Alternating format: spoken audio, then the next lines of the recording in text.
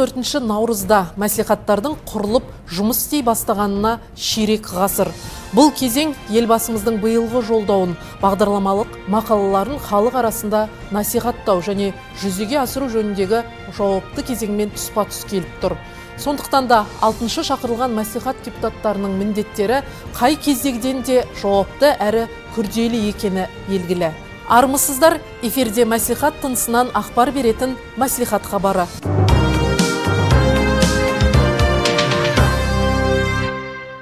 Облыстық мәслихаттың кезектен тыс 27-ші сессиясы өтті. Онда 2019-2021 жылдарға арналған облыстық бюджет туралы облыстық мәслихат шешіміне өзгерістер мен толықтырулар енгізу туралы мәселе қаралды. Сонымен қатар облыс орталығы мен бірқатар аудандағы мемлекеттік жекешелік әріптестік жобалары бойынша мемлекеттік міндеттемелер қабылдау туралы мәселе қаралып, шешім қабылданды. Облыс тұрғындарының жекелеген санаттарына амбулаториялық емделу кезінде тегін дәрілік заттарды қосымша беру туралы мәселе де аймақтың депутаттар корпусының назарына ұсынылды. Алдымен облыстық мәслихат депутаттары тұрақты комиссиялар мен Нұр Отан партиясы депутаттық фракциясының бірлескен отырысында бас қосты.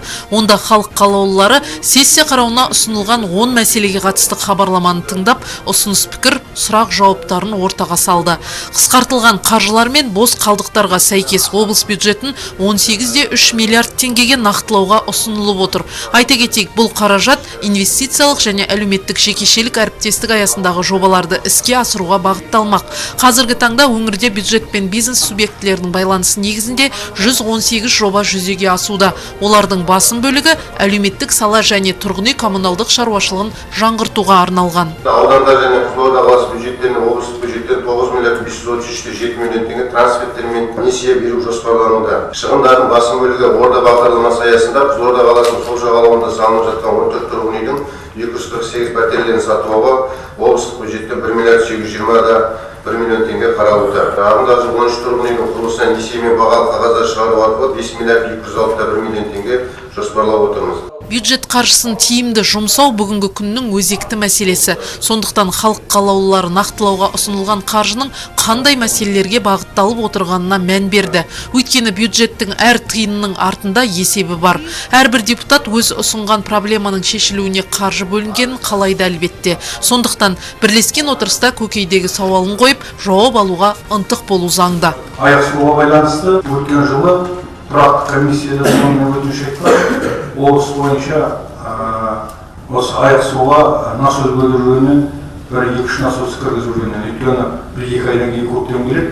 Қазір кейбір елді мекендер сол судың аз болуына байланысты егін отырған. Қазір ол насоспен су айдайтын ондай мүмкіндік жоқ. Қазір қысқы уақыт, ертең Құда қаласа, по первого квартала егер экономия болып жатқан жағдай болатын болса, халықтан тағы да түсімдер болып жатқан жағдай болатын болса, онда біз тағы уточнение қоямыз. Бұл уточнение өздеріңіз көріп отырған шығарсыздар. Январь айында бізде әлі еш уақытта уточнение болған жоқ. Қазір енді февраль ғой. Февральда жақсы кеше жаңа жылдың аяғына салынатын остаток бар, тағы да қаржыларымыздың көзі шықты да. Жылдың төңірегіне түсетін қаржыларды біз қазір оны күтпей, түсетінін күтпей, оны қазір көтеріп жатырмыз.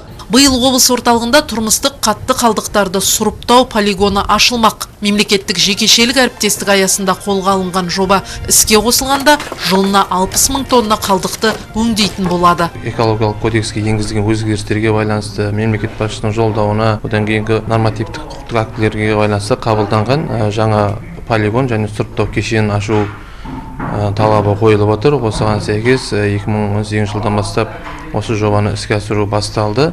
Жоба құны 1,5 миллиард теңгеге жуықтайды. Сондықтан депутаттар бұл жобаның тиімділігі мен күтілетін нәтижесімен мердігер компания алдын ала таныстыру қажет деп есептейді. Мемлекеттік жекешелік әріптестік аясындағы жобалардың иелері өзінің инвестициясын салып отқаннан кейін осындай тұрақты комиссияда шынында да 5 минут болсын, 10 минут болсын презентация жасап беру міндетті деп ойлаймыз. Тек оның атынан мемлекеттік басқарма сөйлеудің артықшылығы бар деп ойлаймыз. Сондықтан ол жекеменшік болғаннан кейін мемлекетке бірдей жауап береді деп ойлаймын. Сессияда сондай-ақ облыс тұрғындарының жекелеген санаттарына амбулаториялық ем кезінде берілетін дәрілерге қаржы бөлу мәселесі қаралды. Айта кеткен жөн, жалпы бюджетті нақтылауда депутаттардан түскен 109 ұсыныстың 58% қамтылып отыр.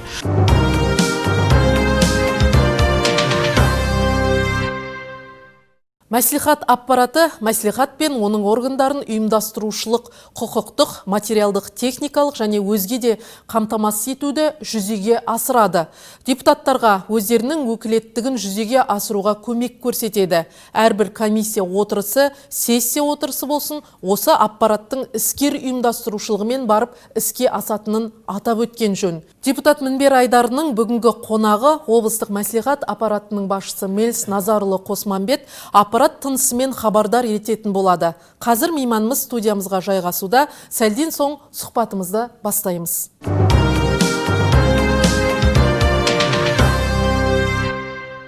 Мен жастарға алдарыңда таудай талап тұр, өмір заңғарлары үнемі биікке шығарады. Оған жету үшін талмай ізденіңдер дер едім.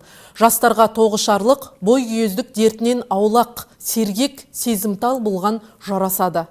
Бұл Алаштың арда жазушысы Ғабит Мүсіреповтің жастар туралы айтқан пайымды пікірі.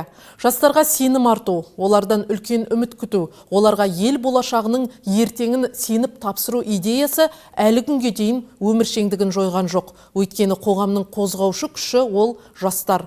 Сол себептен де мемлекет басшысы биылғы жылды жастар жылы деп жариялап, айқын міндеттер, басым бағыттарды белгілеп берді. Оның орындалуына ел болып ұйытқы болу қажет. Қалалық мәслихат депутаттары осы ретте белсенді жастармен кездесіп, олардың көкейіндегі сауалдар мен ұсыныстарды тыңдады. Мемлекеттік жастар саясатын дамытудағы іргелі істерді ортаға салды. Елбасы атап өткендей, жастар еліміздің бәсекеге қабілеттілігінің негізгі факторы. Қазақстанның болашағы тікелей жастардың білімі мен күш-жігеріне байланысты. Бұл ретте президент жас отбасылардың тұрғын үй проблемаларын шешуге, оқуға және еңбекке тартылмаған жастардың санын азайтуға, септігін тигізетін шаралар қабылдау қажеттілігіне баса назар аударды. Бұл жерде жас отбасыларды баспанамен қамту мәселесін ерекше атап өту керек. Себебі демографиялық ахуалға серпін беретін ол жастар. Жас отбасылар да өз баспанасына ие болмайынша бала туу көрсеткіші тежеле беретіндігі түсінікті. Сондықтан жас отбасылардың баспаналы болуын жеделдететін жолдары қарастырылуы тиіс. Расында, айтулы жылы жастарды толғандыратын басты проблемаларға айрықша ден қойылып, нақты істер көрініс табуы қажет. Мемлекет жастарға сенет, ел дамуына бағытталған әрбір бағдарламаны жолдауды іске асыруда жас буынның қосар үлесі қомақты. Аймағымызда 28 мыңға жуық студент бар. Биыл қалалық бюджеттен мемлекеттік жастар саясатын дамытуға 15 миллион 142 мың теңге қаржы қаралды. Бөлінген қаражатқа 9 әлеуметтік жобаны іске асыру көзделуде. Сондай-ақ жыл көлемінде облыс орталығында әлеуметтік маңызды жұмыстар атқарылатын болады. Десек те, жастардың өз айтары бар. Облыстық жастар саясаты мәселелері басқармасының басшысы қордаланған проблемалар мен шешімін табуы тиіс мәселелерді өкілді органға ұсыныс, жергілікті билікке құлақ қағыс ретінде жеткізді. Сондықтан жастар жылында осы қалаға қарасты елді мекендерді жастардың әлеуметтік пайдалануына бір автокөлік қажет сияқты. Жастар жылында осы жастар орталығына бір кіші сыйымдылықтағы шағын автокөліктен табыс етілсе өте жақсы болатын еді. Бұл енді бюджеттен немесе спонсорлық негізде жасауға болатын дүние деп ойлаймын. Екінші тағы бір мәселе, өздеріңіз білесіздер, тікелей қала әкімінің бастамасымен жастар театры құрылды қазір. Репертуары қазір енді көп көрермендер өздері тарапынан қолдау көзайым болған бірнеше репертуармен толықты. Осы жастар театрының құжаттарын рәсімдеуге, одан кейін жастар жылы аясында бір кемінде бір 2 жастарға арналған қойылым мен репертуар толықса, оған да қаржы қажет етіледі. Енді мамандар өздері ұсыным береді. Мен бірақ жобасын жасақтап, примерно жобасы бар. Енді сол жақтан қолдау болса. Қолдау күтілетін дүниелердің бәрі қаржыға кептірелері анық. Әйтсе де, жастар басқармасының жетекшісі атап өткен нақты ұсынымдарды халық қалаулылары қаперінен шығармайтынын жеткізді.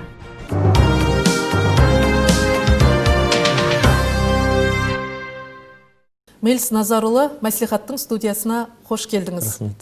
Облыстық мәслихаттың аппарат басшысы лауазымында қызмет етіп келе жатқаныңызға биыл 14 жыл болады екен. Міне осы 14 жыл ішінде үлкен енді тәжірибе толысатын, біліктілік артатын кезең ғой осы уақыт аралығы. Аппарат басшысы ретінде біраз тындырымды жұмыс атқарып келесіз. Осы қазіргі аппарат жұмысының тынысы жайлы бірер ауыз айтып өтсеңіз. Мәслихат аппараты негізінен мәслихат пен оның органдарын қамтамасыз етеді. Ақпараттық, талдамалық, ұйымдастыру, құқықтық және тағы да көптеген методикалық, тағы да басқа жұмыстармен қамтамасыз етеді. Себебі мемлекеттік қызметші болғандықтан біздің жұмысымызда мемлекеттік қызметші туралы Қазақстан Республикасы заңымен негізделеді. Сүйенеміз сол заңға. Сосын негізгі заңымыз Қазақстан Республикасының жергілікті мемлекеттік басқару және өзін-өзін басқару туралы заңның аясында жүзеге асады. Енді бүгінгі таңда облыстағы 29 сайлау округіне сайланған 29 депутат өзінің депутаттық қызметтерін атқаруда. Енді оны негізгі жаңа айтқан заң аясында бізге әр 5 депутатқа бір мемлекеттік қызметші. Сол себепте біздің таңда облыстық мәслихат аппаратында 6 қызметкерлер бар. Олардың бәрі білікті маман, өзінің функционалдық міндеттеріне сәйкес өз міндеттерін бүгінгі таңда атқарып келе жатыр.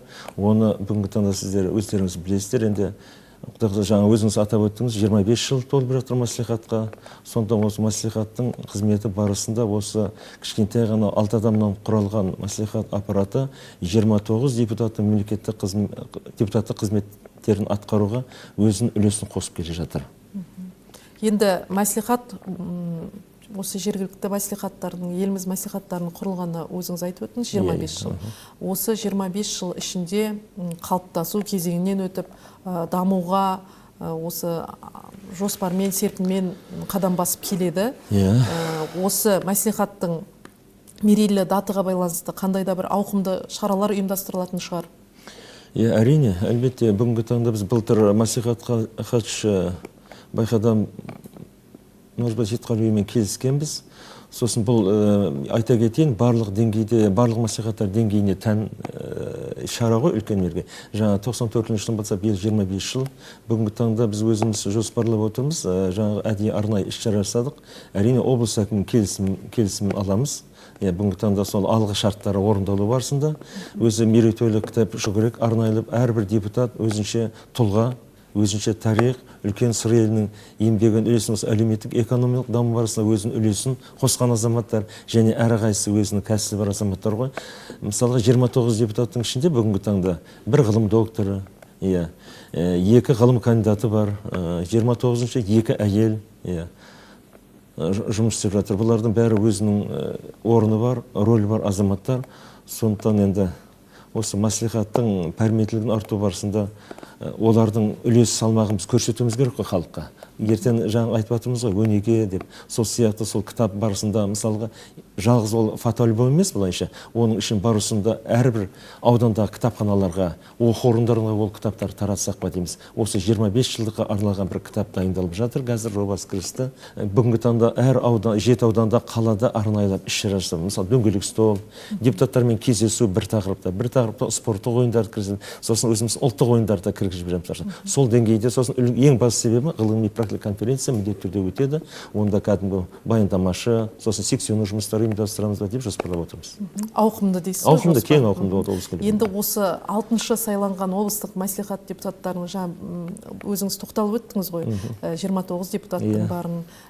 Осы қазіргі халық қалаулылардың толқыны жайлы не айтар едіңіз? Сіз енді бірнеше сайланған депутаттармен тығыз байланыста жұмыс жасап келесіз ғой.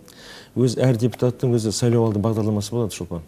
Сол сайлау алды бағдарламасына байланысты өзінің сайланған округіне ғана тән мәселелер, өзекті мәселелерді көп қой мәселелер қазір. Әлеуметтік мәселесі тағы да.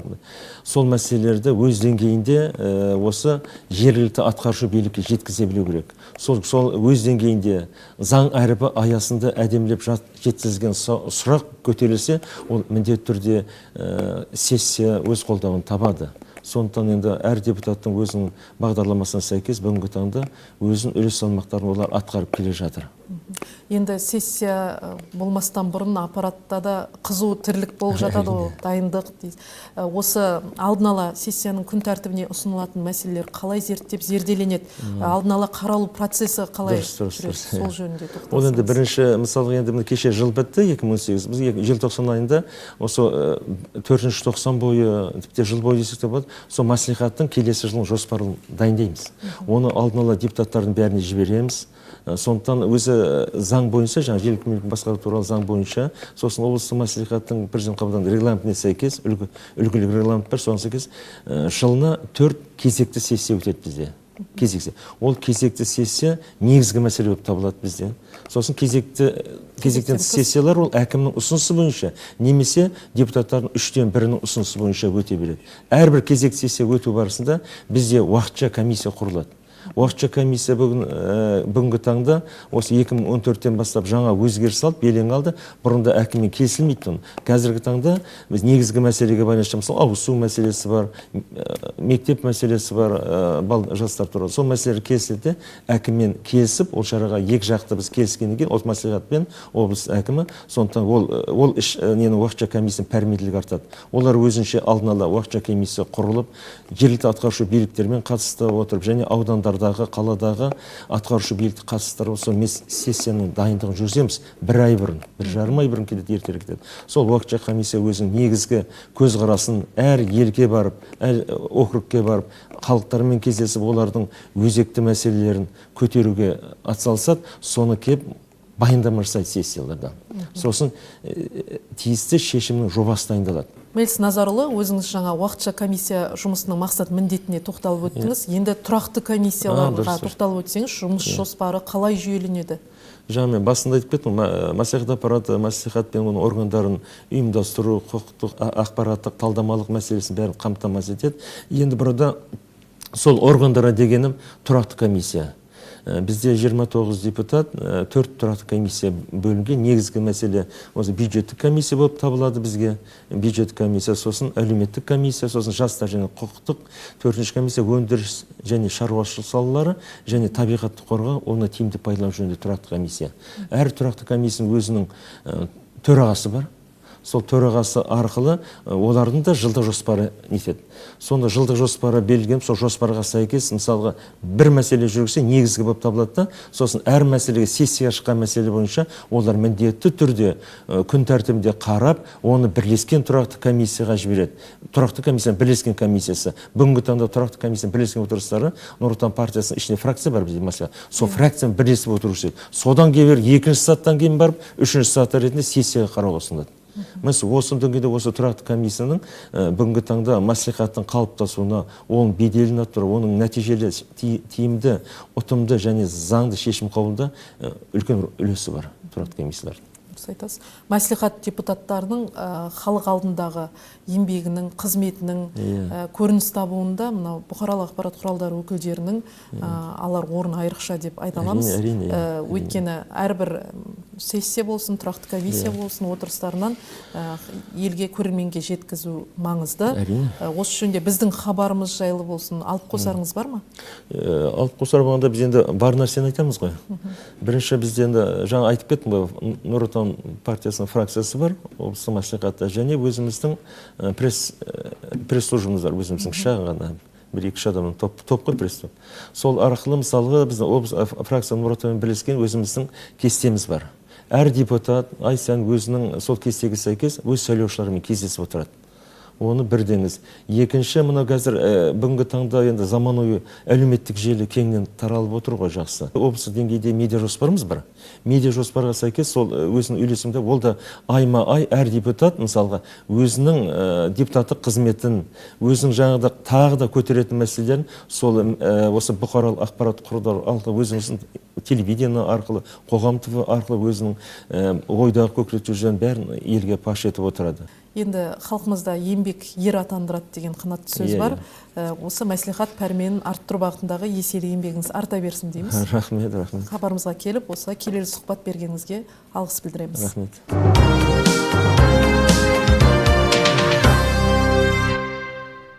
Жергілікті өкілді орган мәслихаттар елімізде тәуелсіздік алған жылдардан бері, нақтырақ айтсақ 1994 жылдан бері жұмыс істеп келеді.